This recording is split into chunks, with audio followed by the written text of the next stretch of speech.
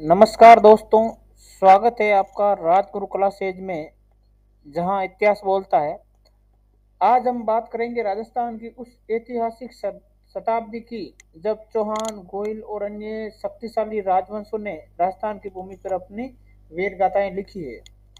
ये video Rajasthan GK पर आधारित 20 एमसी क्वेश्चन का विस्तार है, जो प्रतियोगी परीक्षाओं के लिए बेहद ही उपयोगी होगा। तो चलिए शुरू करते हैं आज का ज्ञानवर्धक सफर। जो भी नए बंदे हमारे इस चैनल के अंदर जुड़े हैं, उनसे रिक्वेस्ट है, निवेदन है कि वो इसको सब्सक्राइब जरूर करें और वीडियो को लाइक करें। तो शुरुआत करते हैं आज का पहला क्वेश्चन। 1000 ईस्वी में भारत पर आक्रमण करने वाला मुस्लिम शासक कौन था? मोहम्मद गोरी, मोहम्मद गजनवी, इल्तुतमिश या कुतुबुद्दीन ऐबक? इसका सही जवाब क्या होगा? मोहम्मद गजनवी। मोहम्मद गजनवी गजनी का शासक था, जो आज कहाँ पर है? अफगानिस्तान के अंदर, जिसने 1000 से 1027 ईस्वी तक भारत पर कुल 17 आक्रमण किए थे। ये आक्रमण केवल लूटपाट के उद्देश्य से किए गए थे। इनका मुख्य उद्देश्य ये था कि यहाँ लूटपाट करना, न कि भारत पर स्थायी शासन, यानी यहाँ स्थायी शासन करने के इसकी कोई उद्देश्य नहीं था। केवल लूटपाट करने के लिए मोहम्मद गजनवी ने भारत पर 17 आक्रमण किए थे। मोहम्मद का उद्देश्य भारत की समृद्ध जो मंदिर व्यवस्था है उनको लूटना, गजनी की अर्थव्यवस्था को सशक्त बनाना था। उसने पंजाब, मुल्तान, थानेसर, मथुरा और कन्नौज जैसे क्षेत्रों पर चढ़ाई की।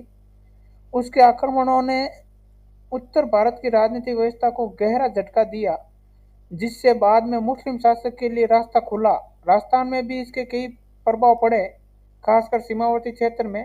मोहम्मद गजनवी की आक्रमण नीति ने भारतीय राजाओं को एकजुट होने की आवश्यकता का एहसास कराया, लेकिन दुर्भाग्यवश ये एकता समय पर नहीं बन पाई।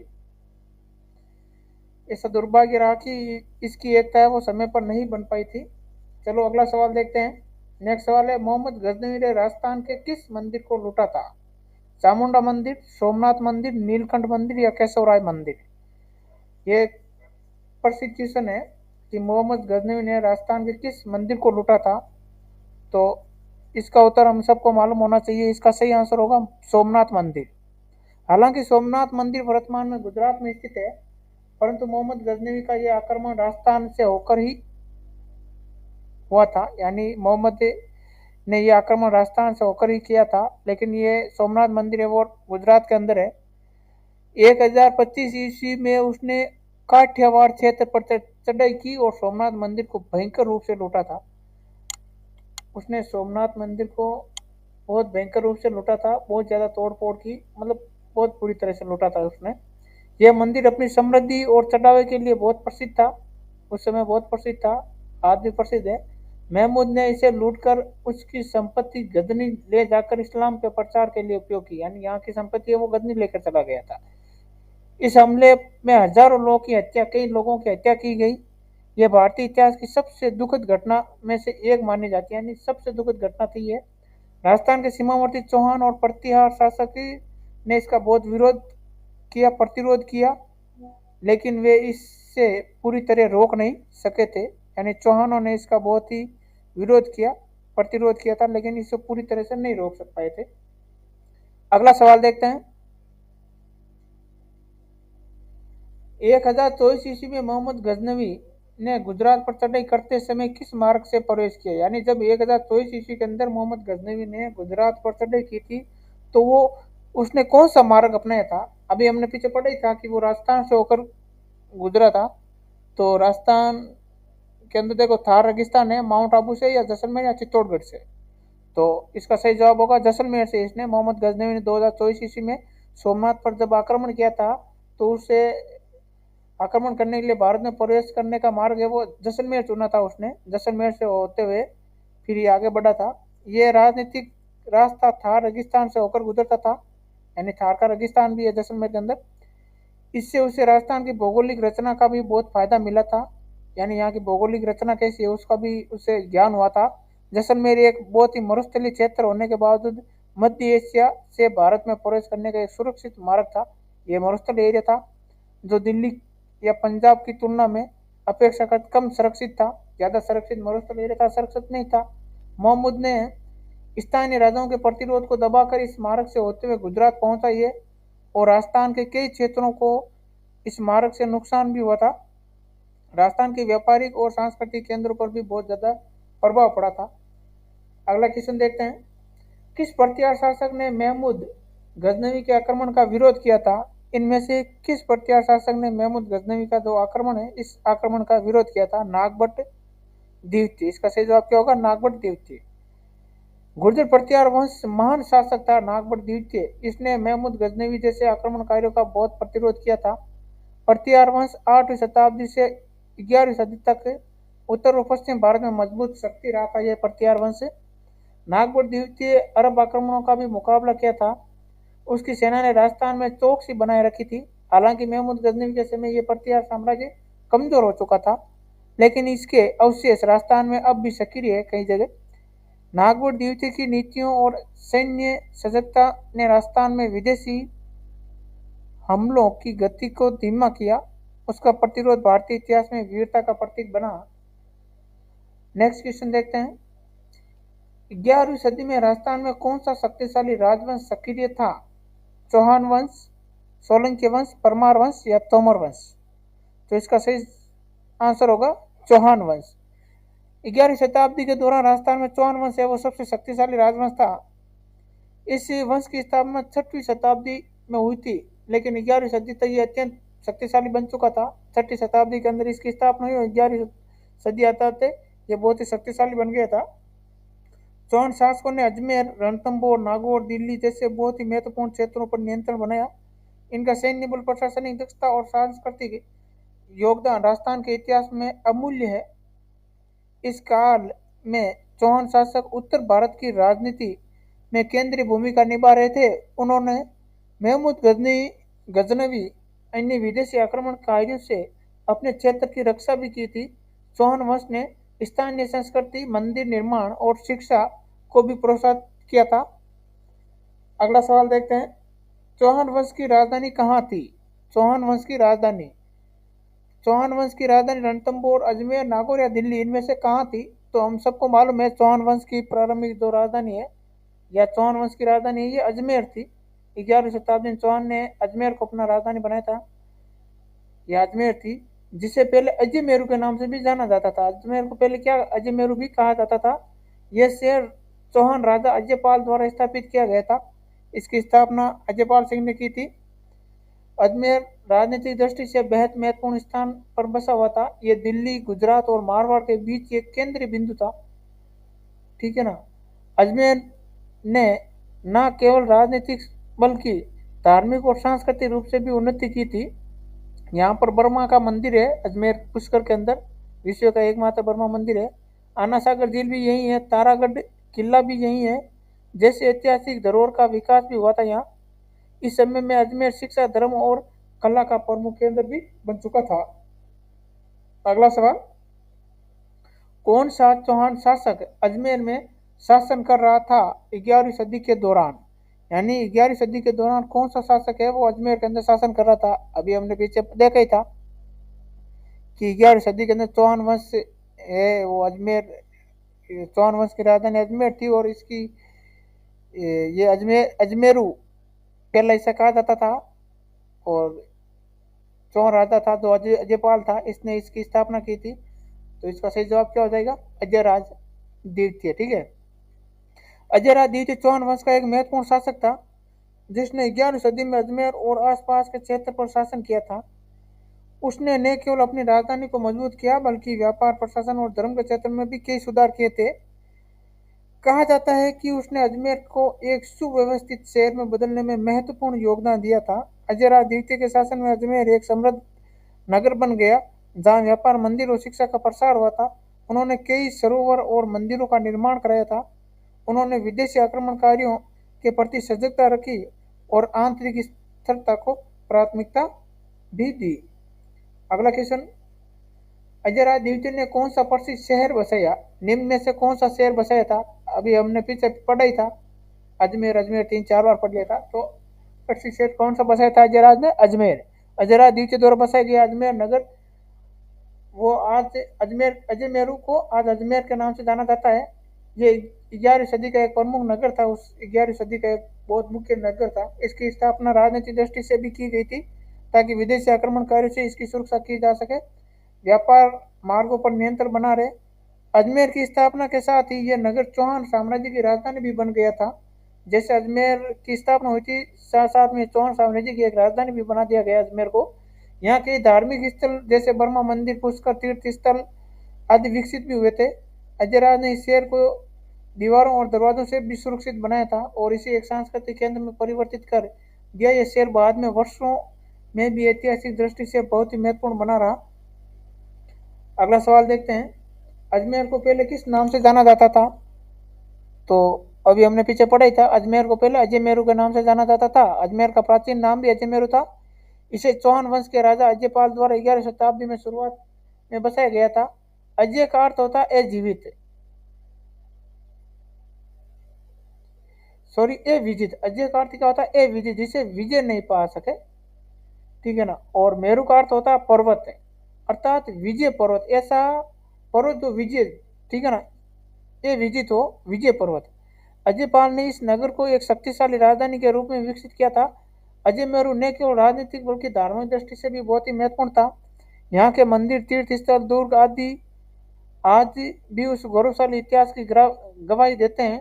कालांतर में अजयमेरू का अपभ्रंश होकर इसे अजमेर कहा जाने लगा। अजमेर यानी अजमेरू प्राचीन नाम था और वर्तमान इसको अजमेर कहा जाता है। ये ध्यान रखना विशेष रूप से। अगला नेक्स्ट क्वेश्चन देखते हैं, 11वीं सदी में चंदेलों और चौहानों के बीच संघर्ष किस क्षेत्र को लेकर था? 11वीं सदी के अंदर चंदेल और चौहानों के बीच में जो संघर्ष था वो किस क्षेत्र को लेकर रहा? चित्तौड़, कन्नौज, नालंदा या बुंदेलखंड? तो इसका सही जवाब क्या होगा? बुंदेलखंड।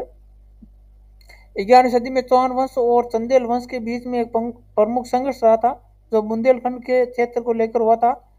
चंदेल शासक इस क्षेत्र में पहले से भी बहुत प्रभावशाली थे, जबकि चौहान वंश ने मध्य भारत की ओर से विस्तार करने का प्रयास किया। बुंदेलखंड अपने दुर्गों, खनिज संसाधनों और व्यापार मार्गों के कारण राजनीतिक दृष्टि से अत्यंत महत्वपूर्ण था। इस संघर्ष ने न केवल सैन्य टकराव को जन्म दिया बल्कि राजस्थान और मध्य भारत की राजनीतिक और को भी प्रभावित किया था। दोनों राजवंशों ने इस क्षेत्र पर नियंत्रण पाने के लिए कई युद्ध लड़े थे, बहुत सारे युद्ध लड़े थे। यह संघर्ष दर्शाता है कि 11वीं सदी में या 11वीं सदी के भारत में सत्ता की होड़ कितनी तीव्र या तेज थी। आगे देखते हैं नेक्स्ट सवाल, 11वां सवाल, नागौर पर किस राजवंश का अधिकार था? 11वीं सदी में नागौर के ऊपर किस राजवंश का शासन था? वो भी 11वीं सदी के अंदर बताना है। चौहान, परमार, कछावा या राठौड़? तो 11वीं सदी के अंदर था, चौहानों का शासन था। 11वीं शताब्दी में नागौर पर चौहान वंश का भी अधिकार था। यह क्षेत्र राजनीतिक दृष्टि से अत्यंत महत्वपूर्ण था क्योंकि यह दिल्ली और राजस्थान के अन्य भागों को जोड़ने वाला एक प्रमुख केंद्र था। चौहानों ने इस क्षेत्र को अपने नियंत्रण में लेकर पश्चिमी राजस्थान में अपनी स्थिति को मजबूत किया। चौहान वंश के कई शासकों ने नागौर को एक सैन्य और प्रशासनिक केंद्र के रूप में विकसित किया। नागौर में उस समय जैन और हिंदू संस्कृति का अच्छा खासा प्रभाव था, जिससे यह धार्मिक गतिविधियों का भी केंद्र बना। नागौर के माध्यम से चौहानों ने थार मरुस्थल की सीमाओं तक विस्तार किया और आसपास के राजवंशों को भी चुनौती दिया।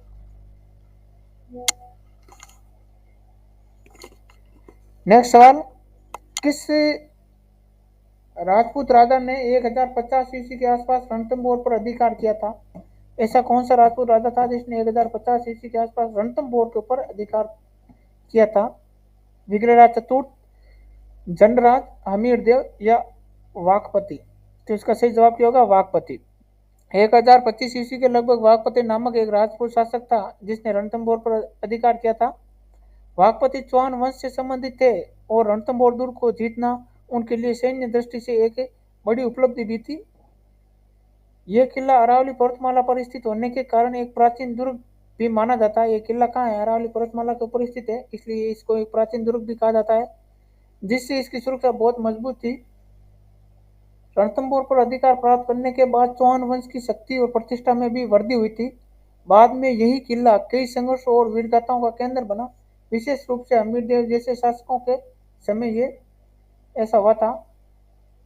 तो अगला सवाल देखते हैं, 11वीं शताब्दी में चित्तौड़ पर किस वंश का शासन था? यानी 11वीं शताब्दी के अंदर चित्तौड़ पर किस वंश का शासक था?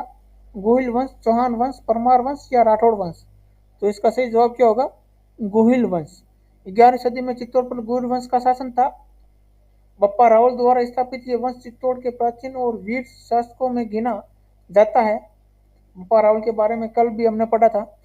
चित्तौड़ दुर्ग उस समय एक सांस्कृतिक, धार्मिक और सैनिक दृष्टि से अत्यंत महत्वपूर्ण स्थान था। गूढ़ शासकों ने इस क्षेत्र में स्थापत्य कला, धर्म और शासन यानी प्रशासन में भी उल्लेखनीय योगदान दिया। इस काल में गुइलों ने कई हमलों का सामना करते हुए अपनी भूमि की रक्षा की। चित्तौड़ को लेकर कई संघर्ष हुए, लेकिन गुइलों ने अपनी वीरता और नीतियों के बल पर इसे सुरक्षित रखा था। अगला सवाल देखते हैं, किस गुइल शासक ने चित्तौड़ दुर्ग को सुदृढ़ किया था? बप्पा रावल, अल्लट, खुमान या शाखा? तो इसका सही जवाब क्या होगा? शाखा। गुइल वंश के शासक शाखा ने चित्तौड़ दुर्ग को सुदृढ़ करने में महत्वपूर्ण योगदान दिया था। उन्होंने दुर्ग की दीवारों को मजबूत भी करवाया, उसमें नए सुरक्षा उपायों का जोड़ा।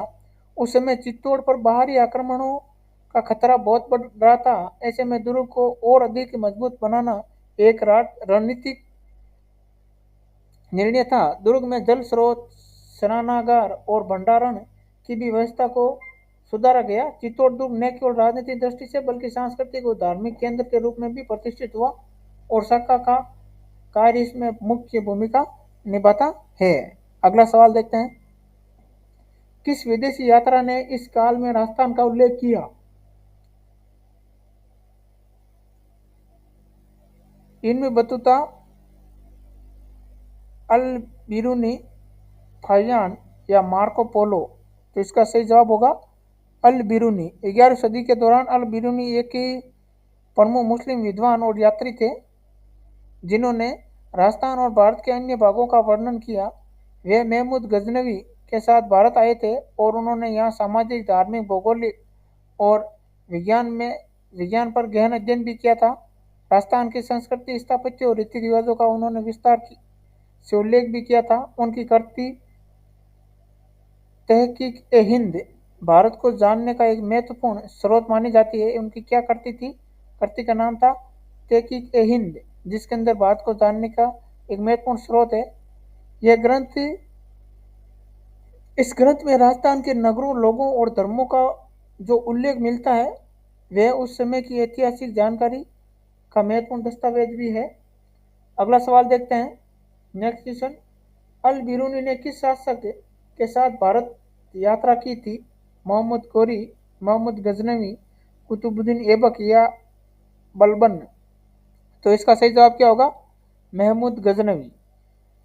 अल बिरूनी ने भारत यात्रा महमूद गजनवी के साथ की थी। महमूद गजनवी ने कई बार भारत पर आक्रमण किया, जिनमें से कई बार राजस्थान होते हुए गुजरना पड़ा। अल बिरूनी ने इन अभियानों के दौरान भारतीय समाज, धर्म और भाषा का भी अध्ययन किया। उन्होंने संस्कृत सीखी, भारतीय ग्रंथों का अरबी में अनुवाद भी किया। अल बिरूनी ने राजस्थान की भौगोलिक स्थितियों, वहाँ की भाषाओं, सामाजिक व्यवस्थाओं का भी विश्लेषण किया, जिससे आज हमें उस युग की सच्ची झलक मिलती है या देखने को मिलती है, उस युग की सच्ची झलक। अगला सवाल देखते हैं, 11वीं सदी में कौन सा प्रमुख जैन तीर्थ राजस्थान में स्थापित था? शंखेश्वर, नाकोड़ा, पालिताना या रणकपुर? तो इसका सही जवाब क्या होगा? रणकपुर। रणकपुर जैन मंदिर 11वीं सदी के आसपास स्थापित हुआ। यह राजस्थान का एक प्रमुख धार्मिक स्थल बन गया था। यह मंदिर अपनी अद्भुत शिल्प कला और भव्यता के लिए प्रसिद्ध है। यहाँ पर 1444 स्तंभ है, यानी रणकपुर के अंदर 1444 खंभों का या स्तंभों का अपने को देखने को मिलेंगे रणकपुर के जैन मंदिर में, जिनमें से हर एक पर अलग अलग नक्काशी है। यह स्थान विशेष रूप से जैन धर्म के अनुयायियों के लिए एक तीर्थ बन गया। रणकपुर मंदिर की स्थापत्य शैली और इसकी धार्मिक मान्यता ने राजस्थान को सांस्कृतिक और धार्मिक दृष्टि से समृद्ध किया। यहाँ पर हर साल हजारों श्रद्धालु और पर्यटक दर्शन के लिए आते रहते हैं। अगला सवाल, राजस्थान की कौन सी भाषा इस काल में पनप रही थी? यानी राजस्थान की कौन सी भाषा है वो पनप रही थी? डिंगल, संस्कृत, पाली या ब्रज? तो इसका सही जवाब होगा डिंगल। 11वीं सदी के अंदर राजस्थान में डिंगल भाषा का विकास हो रहा था। हम 11वीं सदी के बारे में पढ़ रहे हैं, तो 11वीं सदी इस क्वेश्चन के अंदर आप ये समझ लो कि राजस्थान की कौन सी भाषा 11वीं सदी के काल में पनप रही थी, है ना।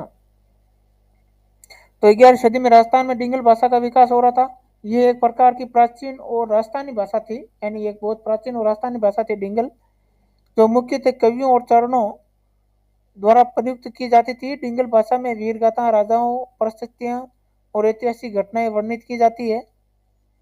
इस भाषा की विशेषता इसकी ओजपूर्ण शैली और कठिन शब्दावली थी, जो वीर रस की रचनाओं के लिए उपयुक्त मानी जाती थी। डिंगल भाषा ने राजस्थान की साहित्यिक परंपरा को समृद्ध किया और ये आने वाले समय में राजस्थानी साहित्य का एक आधार बन गई थी। नेक्स्ट सवाल, अगला सवाल देखते हैं। किस राजपूत वंश ने 11वीं सदी में दिल्ली की ओर विस्तार किया? चौहान वंश, गुर्जर या सिसोदिया या राठौड़? तो इसका सही जवाब क्या होगा? चौहान वंश। 11वीं सदी में चौहान वंश ने अपनी सीमाओं का विस्तार करते हुए दिल्ली तक पहुंचने का प्रयास किया। चौहान शासकों की महत्वाकांक्षा दिल्ली जैसे बड़े और राजनीतिक स्थान को प्राप्त करना था। अजयराज द्वितीय जैसे शासकों ने उत्तरी भारत में चौहान शक्ति को स्थापित करने के लिए अभियान चलाए। बाद में पृथ्वीराज चौहान ने इस प्रयास को और आगे बढ़ाया और दिल्ली पर शासन किया। यह विस्तार चौहानों की सैन्य शक्ति और प्रशासनिक क्षमता का परिचायक है। दिल्ली पर अधिकार कर उन्होंने हिंदू शासन की शक्ति को स्थापित करने का भी प्रयास किया था। अगला और लास्ट सवाल देखते हैं। किस राजवंश के शासक ने अजयपाल को हराकर अजमेर पर नियंत्रण किया? सोलंकी, परमार, चौहान या तोमर? तो इसका सही जवाब क्या होगा? चौहान। अजयपाल को हराकर अजमेर पर नियंत्रण करने वाले शासक चौहान वंश से थे और अजयपाल खुद भी चौहान वंश से भी था। इस घटना ने अजमेर को एक स्थायी राजधानी और राजनीतिक केंद्र में बदल दिया। अजयपाल एक स्थायी शासक था जिसने कुछ समय के लिए अपनी सत्ता स्थापित कर रखी थी, लेकिन चौहान वंश के शासकों ने उसे पराजित कर अजमेर को अपने अधीन कर लिया। अजमेर बाद में चौहान वंश का गौरव बन गया और यहाँ से शासकों ने अपने राज्य का विस्तार किया। इस घटना ने राजस्थान में चौहानों की स्थिति को और भी मजबूत कर दिया था। तो दोस्तों, ये थी आज के हमारे राजस्थान जीके की 20 महत्वपूर्ण प्रश्न और उनके विस्तृत उत्तर का वीडियो। अगर वीडियो आपको पसंद आया हो तो लाइक शेयर जरूर करें और चैनल राजगुरु क्लासेज को सब्सक्राइब करना भी नहीं भूलें। कमेंट में बताएं कि अगला वीडियो आप किस टॉपिक पर चाहते हैं। तो मिलते हैं अगले ज्ञानवर्धक वीडियो में। तब तक पढ़ते रहिए, बढ़ते रहिए। जय हिंद, जय राजस्थान। सबका बहुत बहुत धन्यवाद।